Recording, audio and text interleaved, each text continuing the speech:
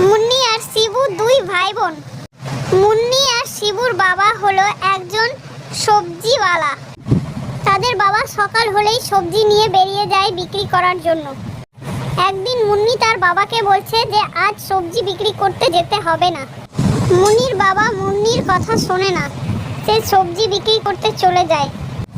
রাস্তায় তার সব সবজি আর সবজির ঠেলা সমস্ত কিছু চোর নিয়ে চলে যায়।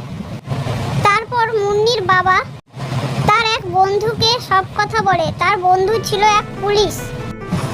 তার বন্ধু তার সমস্ত কথা শোনে, আর তখনই তারা যেইখানে গল্প করছিল সেইখানে এক কুমির এসে যায়।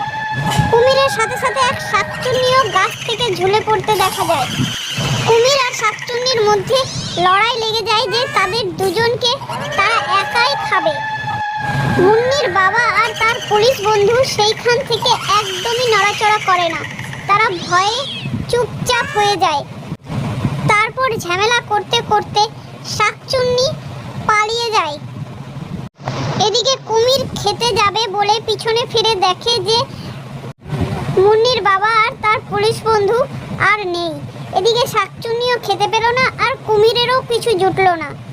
এদিকে মুন্নি আর শিবু তার বাবার বাড়ি ফিরতে দেরি দেখে তাকে খুঁজতে বেরিয়ে যায়।